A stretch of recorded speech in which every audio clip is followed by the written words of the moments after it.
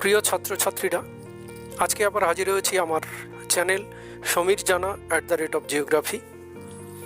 এখানে আজকের আমরা বায়ুমণ্ডলের চ্যাপ্টার থেকে প্রাথমিক ধারণা অংশটি নিয়ে আলোচনা করব।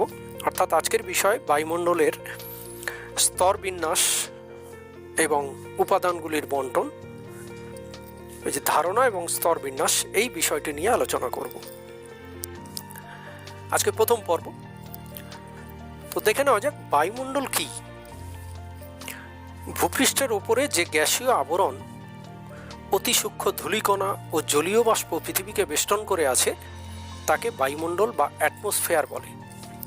মাধ্যাকর্ষণ শক্তির প্রভাবেই বায়ুমণ্ডল পৃথিবীর গায়ে লেগে রয়েছে এবং পৃথিবীর সাথেই কিন্তু আবর্তিত হয়ে চলেছে। এটাকেই আমরা বায়ুমণ্ডল বলি। অর্থাৎ একটা বায়বীয় আস্তরণ বা গ্যাসীয় আস্তরণ বায়ুমণ্ডলের পৃথিবীর চারদিকে ঘিরে রয়েছে, সেটাকেই আমরা বায়ুমণ্ডল বলছি। বায়ুমণ্ডলের যে উপাদানগুলি আছে সেই উপাদানগুলিকে একটু দেখে নেওয়া যাক। পাশের চিত্রটিতে দেখতে পাচ্ছ নাইট্রোজেন সবচেয়ে বেশি। এই যে একটা গ্যাসের মিশ্রণ আমরা বলছি, অতি সূক্ষ্ম ধূলিকণা, জলীয় বাষ্প ইত্যাদি থাকে। গ্যাসীয় উপাদানের মধ্যে থাকে nitrogen, oxygen, argon, carbon dioxide ইত্যাদি। নাইট্রোজেন থাকে 78%, অক্সিজেন থাকে 20.9%। এছাড়া আর্গন, কার্বন ডাইঅক্সাইড, নিয়ন, ক্রিপ্টন, হাইড্রোজেন এগুলো অল্প পরিমাণে থাকে। এছাড়া থাকে জলীয় বাষ্প এবং বিভিন্ন জৈব অজৈব উপাদান। জৈব অজৈব উপাদান বলতে বায়ুমণ্ডলের এগুলোকে বলা হয় এয়ারোসোল বা ধূলিকণা। এই ধূলিকণাগুলিকেই কিন্তু জলীয় বাষ্প আশ্রয় করে বাতাসে ভেসে থাকে এবং পরবর্তীকালে সেটা ঘনীভূত হয়ে বৃষ্টি রূপে পৃথিবী পৃষ্ঠে পতিত হয়। সুতরাং জলীয় বাষ্প এবং জৈব অজৈব উপাদানগুলির একটা বিশেষ গুরুত্ব কিন্তু বায়ুমণ্ডলে রয়েছে। এবার দেখা না যাক বায়ুমণ্ডলের গুরুত্ব কী। বায়ুমণ্ডলের বায়বীয় উপাদান জীবমণ্ডলকে বাঁচিয়ে রেখেছে। এই অংশ সৌরশক্তির কুপরিবাহী বলে পৃথিবীর গড় উষ্ণতা কিন্তু 15 ডিগ্রি সেন্টিগ্রেড থাকে, যা কিন্তু জীবকুল গড়ে ওঠার পক্ষে সহায়ক। সূর্যের ক্ষতিকারক বস্তু এখানেই শোষিত হয়। আবহাওয়ার বিভিন্ন ঘটনা প্রবাহ, যেমন বায়ুপ্রবাহ, বৃষ্টিপাত, ঘনীভবন, তুষারপাত ইত্যাদি এখানেই কিন্তু ঘটে। আর বায়ুর ঘনত্ব বায়ুচাপকে নিয়ন্ত্রণ করে। তাই বায়ুমণ্ডল না থাকলে পৃথিবীতে কখনোই প্রাণের স্পন্দন ঘটত না। এবার বায়ুমণ্ডলের যে উপাদানগুলি আছে তাদের গুরুত্ব দেখে নেওয়া যাক। নাইট্রোজেনের গুরুত্ব। মানুষ এবং অন্যান্য প্রাণী নাইট্রোজেন কিন্তু সরাসরি গ্রহণ করতে পারে না, কিন্তু কিছু ব্যাকটেরিয়া বা সূক্ষ্ম আণুবীক্ষণিক জীব তারা কিন্তু গ্রহণ করতে পারে। যেমন মাটিতে মটরশুঁটি জাতীয় উদ্ভিদ, তারা নাইট্রোজেন উৎপাদন করে এবং বায়ু থেকে তারা নাইট্রোজেন শোষণ করে নেয়। নাইট্রোজেন আবার সার উৎপাদনে, রাসায়নিক সার উৎপাদনেও ব্যবহার হয়। অক্সিজেন মানুষ, জীবজগৎ এবং উদ্ভিদকে শ্বাসকার্যে সাহায্য করে, দহনে সাহায্য করে। মানুষ ও অন্যান্য প্রাণীদের শক্তি এবং উত্তাপ বৃদ্ধিতে অক্সিজেন সাহায্য করে। রাসায়নিক আবহবিকার অক্সিডেশন অক্সিজেনের সাহায্যেই ঘটে।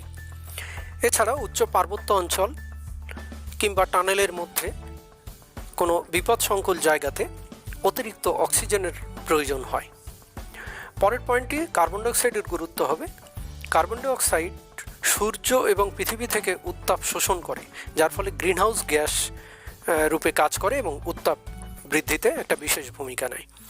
ধূলিকণা সূর্য থেকে আগত সূর্যরশ্মিকে শোষণ করে এবং জলীয় বাষ্পকে এই ধূলিকণার সাহায্যে ঘনীভূত হয় এবং এই ধূলিকণাকে আশ্রয় করে জলীয় বাষ্প ভারী হয় এবং পরবর্তীকালে বৃষ্টিপাত ঘটাতে সাহায্য করে। সুতরাং বায়ুমণ্ডলের প্রত্যেকটি উপাদানের আলাদা আলাদা একটি গুরুত্ব আছে বিশেষ বিশেষ ক্ষেত্রে। এবার স্তরগুলো দেখে নেওয়া যাক। বায়ুমণ্ডলকে উষ্ণতা অনুসারে troposphere, stratosphere, mesosphere, ionosphere, exosphere এবং ম্যাগনেটোস্ফিয়ার এই 6টি ভাগে ভাগ করা যায়। পাশের চিত্রটিতে দেখা যাচ্ছে যে মেসোস্ফিয়ার পর্যন্ত মূলত 80 বা 85 কিলোমিটার পর্যন্ত ভূপৃষ্ঠ থেকে এরপর থেকে 10,000 কিলোমিটার পর্যন্ত বাকি স্তরগুলোর বিস্তার। এবার আমরা দেখে নেব প্রত্যেকটি স্তর সম্বন্ধে একটু বিশদে। তো প্রথম দেখে নেওয়া যাক সবচেয়ে নিচের স্তর ভূপৃষ্ঠ থেকে ট্রোপোস্ফিয়ার। ভূপৃষ্ঠের ওপরে 8 থেকে 18 কিলোমিটার পর্যন্ত বায়ুস্তরকে ট্রোপোস্ফিয়ার বলে। এর অপর নাম ঘনমণ্ডল বা ক্ষুব্ধমণ্ডল। এই স্তরে বৈশিষ্ট্যগুলো দেখে নেওয়া যাক। এই স্তরে উচ্চতা বৃদ্ধির সাথে সাথে প্রতি 1 কিলোমিটারে 6.4 ডিগ্রি সেন্টিগ্রেড হারে উষ্ণতা হ্রাস পায় বা কমে যায়। একে স্বাভাবিক উষ্ণতা হ্রাস বা নর্মাল ল্যাপস রেট বলা হয়। তবে মেরু অঞ্চলে সারা বছর প্রায় বরফের ঢাকা থাকে বলে এর কিছুটা বৈপরীত্য লক্ষ্য করা যায়। নিরক্ষীয় অঞ্চলে ট্রোপোস্ফিয়ারের ঊর্ধ্বাংশের উষ্ণতা -80 ডিগ্রি সেন্টিগ্রেড এবং মধ্যাংশে -58 ডিগ্রি সেন্টিগ্রেড থাকে। মোট গ্যাসীয় ভরের 75% এই স্তরে রয়েছে। কেবলমাত্র ট্রোপোস্ফিয়ারে জলীয় বাষ্প, ধূলিকণা এবং মেঘ ইত্যাদির আবহাওয়া এবং জলবায়ুর যাবতীয় ঘটনা কিন্তু এখানেই ঘটে, তাই এই স্তরের আরেক নাম ক্ষুব্ধমণ্ডল। বায়ু দূষণকারী প্রায় সমস্ত পদার্থই এই স্তরে লক্ষ্য করা যায়। ট্রোপোস্ফিয়ারে 2 কিমি উচ্চতা পর্যন্ত ভূপ্রকৃতি বায়ুকে বাধা দেয় বলে এখানে গতিবেগ কম, কিন্তু তার ওপরে বায়ুর গতিবেগ কিন্তু ক্রমশ বাড়তে থাকে, কারণ বাধাহীনভাবে সেখানে বায়ু প্রবাহিত হয়। সুতরাং ট্রোপোস্ফিয়ার দেখতে গেলে আবহাওয়া সংক্রান্ত যাবতীয় ঘটনাবলী কিন্তু এই স্তরের মধ্যেই ঘটে। এই কারণে এটা একটা পরিবর্তনশীল অঞ্চল, অর্থাৎ এর যে উপাদানগুলি রয়েছে স্থান বিশেষে এবং কাল বিশেষে পরিবর্তন হয় সর্বদাই। এরপরে আমরা দেখে নেব পরের যে স্তর রয়েছে, অর্থাৎ স্ট্রাটোস্ফিয়ারের বৈশিষ্ট্য এবং তার সংজ্ঞা ও বিস্তার কতটা সে সম্বন্ধে আমরা দেখে নেব। ট্রোপোস্ফিয়ারের উপরে 18 থেকে 50 কিলোমিটার পর্যন্ত বায়ুস্তরকে স্ট্রাটোস্ফিয়ার বা শান্তমণ্ডল বলে। এখানে বলে রাখা ভালো, ট্রোপোস্ফিয়ার এবং স্ট্রাটোস্ফিয়ারের মাঝের অংশকে বলা হয় ট্রোপোপজ। এরকম ঠিক স্ট্রাটোস্ফিয়ারের পরে স্ট্রাটোপজ। স্ট্রাটোস্ফিয়ারের বৈশিষ্ট্যগুলো দেখা যাক। এই স্তরের প্রধান বৈশিষ্ট্য হলো উচ্চতা বৃদ্ধির সাথে সাথে এখানে উষ্ণতা বৃদ্ধি পায়। ঊর্ধ্বাংশে ওজোন গ্যাসের প্রাধান্য থাকায় একে ওজোন স্তরও বলে। এটা পরে আমরা আলোচনা করব এই বিষয়ে। ক্ষতিকারক অতিবেগুনি রশ্মি এখানে শোষিত হয়। এই স্তরে বায়ু প্রবাহ, জলীয় বাষ্প, মেঘ প্রভৃতি থাকে না বলে এটা শান্ত থাকে, তাই এর আরেক নাম শান্তমণ্ডল। তবে অ্যান্টার্কটিকা অঞ্চলে শীতকালে মাঝে মাঝে কিন্তু সামান্য মেঘের সঞ্চার ঘটে, একে মৌক্তিক মেঘ বলা হয়। আর এই স্তরের মধ্য দিয়ে দ্রুতগামী যে জেট বিমানগুলি আছে সেগুলো চলাচল করে। পরিষ্কার আকাশে মাঝে মাঝে আমরা দেখতে পাই যে একটা রকেট, আমরা সাধারণ ভাষায় বলি রকেট, চলে যাচ্ছে। দূরে পেছনে একটা লেজের মতো সাদা অংশ থেকে যাচ্ছে এবং দেখবে যত পেছনের দিকে যাবে সেই সাদা অংশটি ক্রমশ মিলিয়ে যায়। বায়ু প্রবাহ না থাকার জন্য এই ঘটনাটি ঘটে। পরের স্তরে চলে আসি, অর্থাৎ মেসোস্ফিয়ার। স্ট্রাটোপজ তার উপরে, অর্থাৎ 50 থেকে 80 কিলোমিটার পর্যন্ত বায়ুস্তরকে মেসোস্ফিয়ার বলে। এই স্তরের উচ্চতা বৃদ্ধির সাথে উষ্ণতা কমতে থাকে। এখানে বায়ুর চাপ খুব কম থাকে। মহাজাগতিক যে উল্কা এই স্তরে কিন্তু পুড়ে ছাই হয়ে যায়, তাই উল্কা পৃথিবী পর্যন্ত এসে পৌঁছায় না। এটি বায়ুস্তরের সর্বশেষ শীতল স্তর। এরপরে কিন্তু উষ্ণতা ক্রমশ বাড়তে থাকে। এই স্তরে কখনো কখনো আবার হালকা মেঘ দেখা যায়, একে নৈশদ্যুতি মেঘ বলে। এটা কিন্তু উল্লেখযোগ্য, শর্ট কোশ্চেনের জন্য তোমরা মনে রাখবে। নৈশদ্যুতি মেঘ, তার আগে বললাম মৌক্তিক মেঘ। এবার চলে আসি তার পরের স্তর, অর্থাৎ মেসোস্ফিয়ারের পরের স্তর, অর্থাৎ আয়োনোস্ফিয়ার। মেসোপজের উপরে 85 থেকে 500 কিলোমিটার পর্যন্ত বায়ুস্তরকে আয়নোস্ফিয়ার বলা হয়। এই স্তরে বৈশিষ্ট্য, এই স্তরে উষ্ণতা বৃদ্ধির সাথে সাথে উচ্চতা বৃদ্ধির সাথে সাথে উষ্ণতা ক্রমশ বাড়তে থাকে। নিচের দিকে অর্থাৎ 85 থেকে 500 কিলোমিটার পর্যন্ত ক্রমান্বয়ে উষ্ণতা বাড়ে, আর 500 কিমি থেকে উষ্ণতা প্রায় 500 কিমিতে এর উষ্ণতা প্রায় 1200 ডিগ্রি সেন্টিগ্রেড হয়। একে তাই থার্মোস্ফিয়ার বলা হয়। প্রচণ্ড গরম, প্রচণ্ড তাপমাত্রা বেশি থাকে।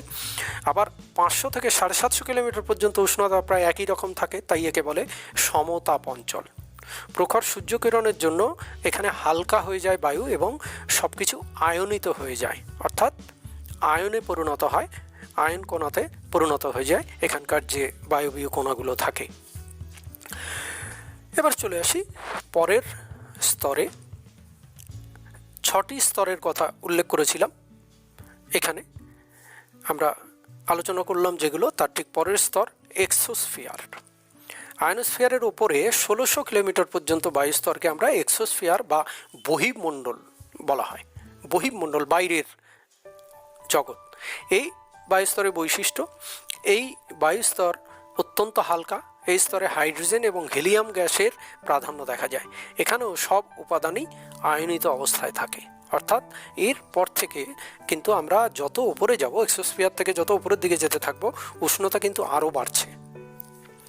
এর পরের যে স্তর, সেই স্তরটির নাম হচ্ছে, আমরা এক্সোস্ফিয়ার অর্থাৎ বহির্মণ্ডল যখন পেলাম, তার পরের স্তরটাকে আমরা বলবো ম্যাগনেটোস্ফিয়ার। বহির্মণ্ডলের উপরে 10,000 কিলোমিটার পর্যন্ত, অর্থাৎ বায়ুমণ্ডলের শেষ সীমা পর্যন্ত, এটাকে আমরা ম্যাগনেটোস্ফিয়ার বা চৌম্বক অঞ্চল বলছি। এই স্তরে বৈশিষ্ট্য হলো সূর্য থেকে আগত সৌর বায়ু এই স্তরে জমা হয়। এই স্তরের একটি অংশে পৃথিবীর চৌম্বক ক্ষেত্র স্তব্ধ হয়ে যায়, তাই একে ম্যাগনেটোপজ বলা হয়। নিরক্ষীয় অঞ্চলের দুটি ম্যাগনেট বলয়কে ভ্যান অ্যালেন বিকিরণ বলয় বলে।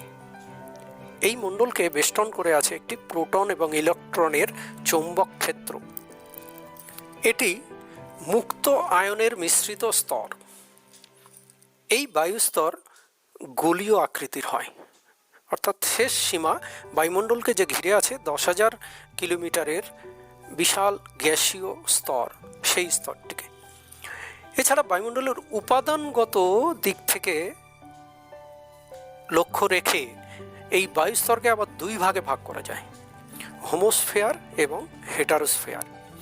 ভূপৃষ্ঠ থেকে 88 কিলোমিটার 88 কিলোমিটার উচ্চতা পর্যন্ত বায়ুমণ্ডলের উপাদানগুলির অনুপাত মোটামুটি একই রকম থাকে বলে এই অংশকে বলে হোমোস্ফিয়ার বা সমমণ্ডল। বিভিন্ন প্রকার গ্যাস, ধূলিকণা, জৈব অজৈব পদার্থ ইত্যাদি এই স্তর দিয়ে গঠিত। এর আগেই আমরা আলোচনা করলাম বিভিন্ন স্তরগুলো। পাশের চিত্রটিতেও তোমরা দেখতে পাচ্ছ যে স্তরগুলো আলোচনা করেছি সেগুলোই কিন্তু এখানে আবার মোট দুটো ভাগে ভাগ করছি। এবার চলে আসি হেটারোস্ফিয়ার বা বিষমমণ্ডল। ওটা বলেছিলাম সমমণ্ডল, এটাকে বলছে বিষমমণ্ডল। অর্থাৎ 88 কিলোমিটার থেকে 10,000 কিলোমিটার পর্যন্ত বায়ুমণ্ডলের উপাদানগত অনুপাত একই রকম থাকে না। এখানে এক একটি অঞ্চলে এক এক রকম গ্যাসের প্রাধান্য দেখা যায়, তাই এই স্তরটিকে বলা হয় হেটারোস্ফিয়ার বা বিষমমণ্ডল। হেটারোস্ফিয়ার মোট 4টি উপস্তরে আবার বিভক্ত। আণবিক নাইট্রোজেন স্তর, যা 88 থেকে 200 কিলোমিটার পর্যন্ত বিস্তৃত।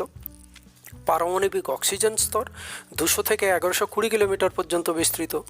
হিলিয়াম স্তর 1120 থেকে 3540 কিলোমিটার পর্যন্ত বিস্তৃত। এবং হাইড্রোজেন স্তর 3540 থেকে বা 3540 থেকে 10,000 কিলোমিটার পর্যন্ত বিস্তৃত। এবার উল্লেখযোগ্য যে স্তর, যেগুলো এই শ্রেণী বিভাগের মধ্যে আসে না কিন্তু সেটা সম্বন্ধে আলোচনা করা গুরুত্বপূর্ণ দরকার। ওজোন স্তর, আমরা প্রাকৃতিক সৌরপর্দা বলি এটাকে। বায়ুমণ্ডলের 20 থেকে 35 কিমির মধ্যে ওজোন গ্রাসের প্রাধান্য দেখা যায়, তাই স্তরটিকে ওজোনোস্ফিয়ার বা ওজোন মণ্ডল বলে। সূর্য থেকে আগত ক্ষতিকারক অতি বেগুনি রশ্মি এই স্তর শোষণ করে, ফলে ভূপৃষ্ঠ এবং বায়ুমণ্ডলের বিভিন্ন স্তরে তাপমাত্রা বাড়তে দেয় না, নিচের স্তরে তাপমাত্রা বাড়তে দেয় না। ওজোন গ্যাসের অস্তিত্বের কথা প্রথম বলেন জার্মান রসায়নবিদ জে.এন. স্কোনবি এবং সংকেত অর্থাৎ O3 এটি উদ্ভাবন করেন জে.এল. সোরেট। তবে ওজোন স্তর সম্পর্কে বিস্তারিত ব্যাখ্যা দেন ব্রিটিশ পদার্থবিদ ও আবহবিদ GBM ডবসন, এবং তার নাম অনুসারেই যে ওজনের ঘনত্ব মাপার একক সেটিকে আমরা ডবসন বলে থাকি। ওজোন স্তর বিভিন্নভাবে ক্ষয় হয় আমরা জানি, তো সেই ক্ষয় বা ধ্বংসের ফলাফল কি হচ্ছে দেখুন। জলবায়ুগত পরিবর্তন দেখা দিচ্ছে, গ্লোবাল ওয়ার্মিং বলে আমরা জানি, বিশ্ব উষ্ণায়ন, বাস্তুতান্ত্রিক প্রভাব লক্ষ্য করা যাচ্ছে বিভিন্ন ক্ষেত্রে, কোথাও জলাশয় নষ্ট হচ্ছে, বিভিন্ন প্রাণী উদ্ভিদের মৃত্যু ঘটছে। মানুষের ক্ষেত্রে ত্বকের ক্যান্সার, চোখে ছানি, অন্ধত্ব, বন্ধ্যাত্ব, শ্বাসকষ্ট, ব্রঙ্কাইটিস প্রভৃতি রোগের প্রাদুর্ভাব বাড়ছে। কৃষিজ উৎপাদন হ্রাস হচ্ছে, জীবের মৃত্যু এবং জন্মবৃদ্ধি ব্যাহত হচ্ছে, জীবজগতে নানা রকমের পরিবর্তন আমরা কিন্তু লক্ষ্য করছি। তবে এই লকডাউনের জন্য যে কোভিড-19 মারণ রোগের জন্য কিন্তু অনেকটা সুফল পাওয়া গেছে। মূল্যায়নে কয়েকটি প্রশ্ন এখানে দেওয়া হয়েছে, এগুলোকে দেখে নিতে বলবো। বায়ুমণ্ডলের বিস্তার ভূপৃষ্ঠ থেকে কত দূর? বায়ুমণ্ডলের সবচেয়ে বেশি কোন গ্যাস দেখা যায়? ক্ষতিকারক অতিবেগুনি রশ্মি কোন গ্যাস শোষণ করে? বায়ুমণ্ডলের নিষ্ক্রিয় গ্যাসগুলি কী কী? অ্যারোসল কী? গ্রিন হাউস গ্যাসগুলির নাম লেখো। বায়ুমণ্ডলের কোন স্তরে মেরুজ্যোতি দেখা যায়? অরোরা বোরিয়ালিস পৃথিবীর কোন অঞ্চলে দেখা যায়? মাদার অফ পার্ল কী? ওজোন গ্যাসের অস্তিত্বের কথা প্রথম কে বলেন? ওজোন ঘনত্ব মাপার একক কী? ওজোন স্তরের গুরুত্ব লেখো। হোমোস্ফিয়ার এবং হেটেরোস্ফিয়ারের মধ্যে পার্থক্য লেখো। আর বায়ুমণ্ডলে ওজোন স্তরের গুরুত্ব এবং ধ্বংসের কারণ লেখো।